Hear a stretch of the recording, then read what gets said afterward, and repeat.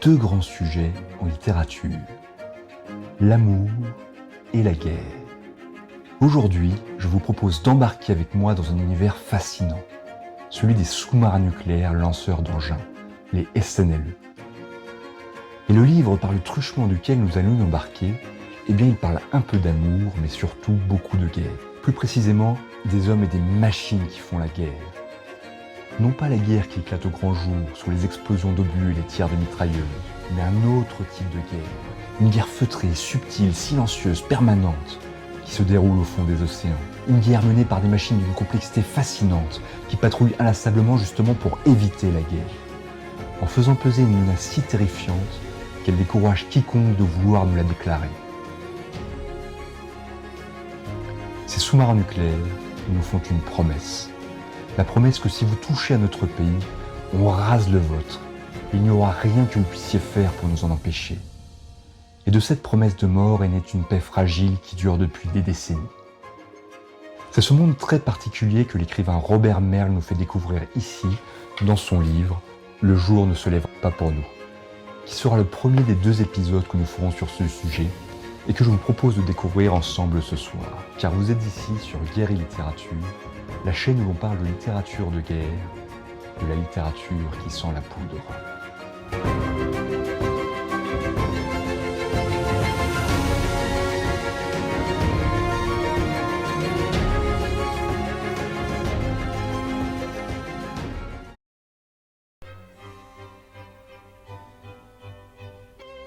Croyez-le ou non, mais c'est bien par ce livre que j'ai découvert Robert Merle, dont je ne comprends pas comment il a pu passer sous mon radar littéraire pendant toutes ces années, et comment j'en apprends seulement maintenant l'existence.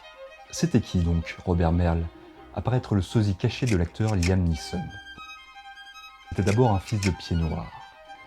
Il est né en Algérie en 1908, d'un père militaire de carrière, officier interprète parlant couramment l'arabe, et mort pendant la Première Guerre mondiale après avoir fait la bataille des Dardanelles. Si le père a fait la première, le fils, lui, fera la seconde. Et Robert, après de brillantes études en lettres, en langue et en philosophie, servira dans l'armée en 1940 comme agent de liaison auprès des forces britanniques. Celles-là même qui s'enfuiront à Dunkerque pendant que les Français se sacrifieront pour retenir les Allemands. Lui se retrouvera du côté des sacrifiés puisqu'il sera fait prisonnier. Libéré en 1943, il reviendra faire professeur et maître de conférences. Profession qu'il exercera pendant 15 ans. Le hasard a voulu qu'il se trouvât à Nanterre en mai 1968, mais il en gardera un souvenir mitigé, à tel point qu'il quittera son poste l'année suivante pour se consacrer entièrement à la littérature. Et c'est une excellente chose, parce que l'homme était plutôt doué en la matière. Pour vous dire, il va tout simplement remporter le prix Goncourt et sera adapté au cinéma avec Belmondo pour son premier roman, sorti en 1949, Week-end à Zuidcote, sur la bataille de Dunkerque. Mon vieux, la situation est claire. Ici, il y a la mer. Là, il y a les Fridolins qui avancent. Et nous, on est là, sur une petite bande de terre qui rétrécit. Il écrira 3 ans plus tard « La mort est mon métier », les mémoires imaginaires du commandant d'Auschwitz qui vont bouleverser la littérature mondiale. On lui doit également la magistrale fresque historique Fortune de France, qui se vendra à 6 millions d'exemplaires, mais aussi Malville, un classique de science-fiction post-apocalyptique qui va rayonner dans le monde entier.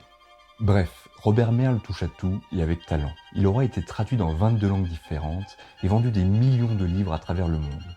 Et quasiment tous ses ouvrages ont été adaptés au cinéma. Conclusion, Robert Merle, c'est une valeur sûre.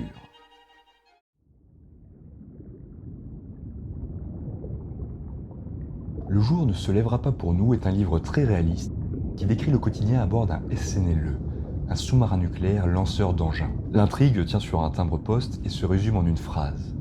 Le narrateur est un médecin militaire qui embarque à bord du SNLE l'Inflexible pour une patrouille de 2 mois. Patrouille pendant laquelle il va découvrir et partager la vie des sous-mariniers.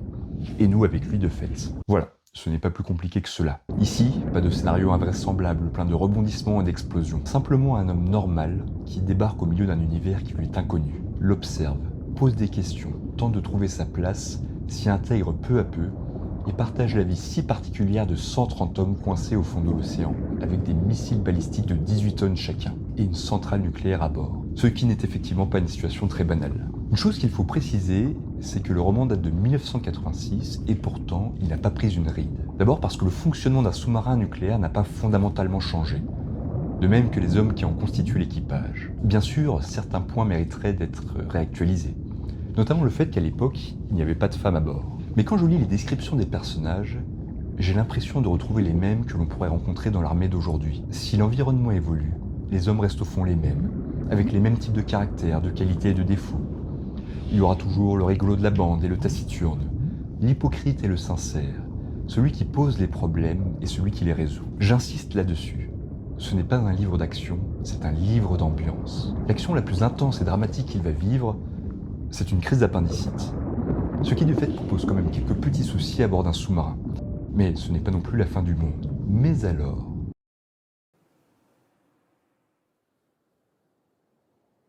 Eh bien tout simplement parce que c'est sans mauvais jeu de mots l'immersion la plus passionnante et la plus réaliste que j'ai jamais lue sur l'univers d'un SNLE. En fait c'est simple, vu que dans mon inculture crasse je ne connaissais pas Robert Merle, j'ai cru pendant les premiers chapitres que l'auteur était réellement un médecin militaire, et que c'était un livre autobiographique que j'avais entre les mains. Chapeau bas donc, monsieur Merle, c'est dire à quel point vous vous êtes mis parfaitement dans la peau de votre personnage narrateur, et que, je suppose, vous avez réussi à saisir l'ambiance d'un SNLE. Ce réalisme poussé à l'extrême, il ne vient pas de nulle part. En fait, c'est la signature même de Robert Merle. Il est en effet connu pour préparer ses romans très rigoureusement et minutieusement, avec un sens du détail et de la documentation qui frise la perfection. Cela aboutit à ce paradoxe de ce qu'il veut être le plus fidèle possible à la réalité par la fiction. Tel un Balzac qui est capable de reprendre et corriger 14 fois la même page, tant qu'elle n'est pas parfaite, lui-même passe son temps à raturer et réécrire ses manuscrits, jusqu'à ce qu'il arrive précisément à obtenir l'effet voulu. C'est ainsi que si tous les personnages sont inventés, ils ne sont pas faux pour autant. Ils correspondent à une réalité. Vous me direz néanmoins, comment réussir à rendre intéressant un livre avec si peu d'action et où l'intrigue tient sur un timbre-poste? Car ce que nous décrit Robert Merle, c'est le quotidien normal des sous-mariniers. Si tant est que l'on puisse qualifier de normal le fait de vivre coincé dans une boîte de métal avec des missiles nucléaires sous plusieurs milliers de tonnes d'eau. La réponse, je l'ai trouvée en partie chez Cyril Destocky, un youtubeur littéraire au contenu d'excellente qualité dans sa vidéo « Une romancière qui ne raconte rien » sur Sally Rooney. Quel rapport entre une autrice de fiction sentimentale destinée aux millennials et un lourd livre de sous-marins nucléaires? C'est que Sally Rooney a réussi à vendre des millions de livres avec une intrigue plutôt plate et très limitée. Comment a-t-elle fait? Pour vous résumer, il y a deux types de romans. Ceux qui sont centrés sur l'intrigue, et c'est la tension dramatique de cette intrigue qui nous donne envie de le lire, qui nous tient en haleine, qui nous captive par son action. Et ceux qui sont centrés sur les personnages, sur l'ambiance, où le fait justement qu'il y ait peu d'intrigue leur laisse toute la place pour se développer. C'est un sacré tour de force de réussir à écrire ce genre de roman, parce que si on enlève l'intrigue, qui en est comme bien souvent l'intérêt principal, il faut être vraiment solide sur ses appuis pour nous le rendre intéressant. Mais je vous rassure, Robert Merle est un solide écrivain. Et quand le sujet de base est passionnant, quand l'univers dans lequel vous allez plonger le lecteur est déjà fascinant en soi, eh bien vous avez une grande partie du travail qui est déjà fait. Cette fascination ici, elle provient de deux choses, de l'aspect technique et de l'aspect humain. Pour l'aspect technique, c'est simple, le SNLE est l'une des machines les plus sophistiquées et les plus complexes que l'homme ait jamais inventées sur Terre. Un fabuleux défi posé à l'intelligence humaine, qui réunit les technologies de pointe les plus poussées qu'a produites l'humanité, et qui ne le dispute en complexité qu'aux navettes spatiales. Ajoutons à cela le fait de vivre en permanence à côté d'un réacteur nucléaire et de 16 fusées-missiles balistiques capables d'être éjectés sous l'eau et de parcourir plusieurs milliers de kilomètres, où le moindre incident peut avoir des conséquences catastrophiques, et vous comprendrez la tension naturelle que cela induit. Rien que s'y trouver à bord est déjà, en soi, une aventure. Le choix d'un médecin comme narrateur est judicieux, car lui-même n'a pas de formation d'ingénieur et n'y connaît rien. Il pose le même regard sur cette complexité que ne le ferait un lecteur lambda. Et le tour de force de Robert Merle est d'arriver à nous vulgariser tout cela par le narrateur, et à nous en faire comprendre les principes de base sans nous noyer sous les descriptions techniques incompréhensibles. Car ce narrateur, il dispose de l'une des plus belles qualités humaines, la curiosité.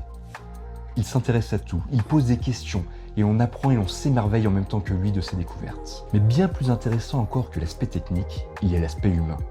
Car c'est quand même cela qui est au cœur de la littérature. Là aussi, c'est un sacré défi. Comment décrire l'indescriptible? Il va de soi qu'une ambiance aussi unique que celle d'un sous-marin, ça se vit, ça ne se raconte pas, parce que cela ne peut se raconter, car c'est une communauté à part. Comme tout corps de métier un peu particulier, il a son jargon, ses rites, ses codes, ses valeurs, et il vit dans un univers que l'on a du mal à imaginer. Et pourtant c'est si bien écrit que l'on a l'impression de la ressentir au mieux, malgré la distance du papier, et de devenir nous aussi, le temps de ces 280 pages, un membre d'équipage.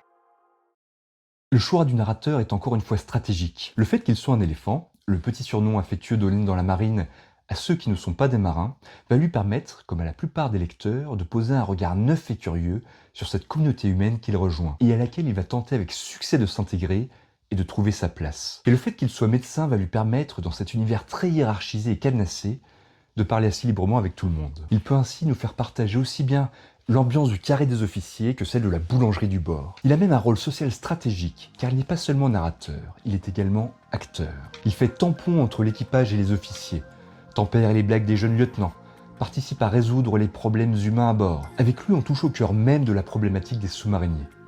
Comment faire vivre ensemble une communauté humaine en huis clos, dans une boîte hermétique au fond de la mer? C'est une sacrée expérience sociale et un sujet d'étude passionnant pour un auteur, car comme le dit le commandant de bord, humainement parlant, un sous-marin, c'est une cage de verre. Tout se voit et se sait, il faut avoir des nerfs solides, un sens de la discipline aigu, mais aussi un bon humour et un amour du métier. Qualités qui définissent le militaire dans son essence. Et pourtant, même s'ils sont soigneusement sélectionnés, les sous-mariniers ne sont pas des surhommes. Au fond, ce sont des hommes ordinaires qui font un métier extraordinaire. Ils ont les mêmes défauts, les mêmes qualités que le commun des mortels. Mais ces défauts et ces qualités sont portés à l'extrême dans un environnement aussi particulier. Des hommes ordinaires plongés dans des circonstances extraordinaires, c'est là même le principe de base de la littérature de guerre. Et c'est cela qui la rend si intéressante dans ce qu'elle nous dit de l'humain. Un des sous-mariniers le confie d'ailleurs au narrateur. On ne peut pas tricher dans un sous-marin. Il révèle l'humain dans sa vérité. On ne peut pas jouer un rôle et l'on finit toujours par révéler sa véritable personnalité.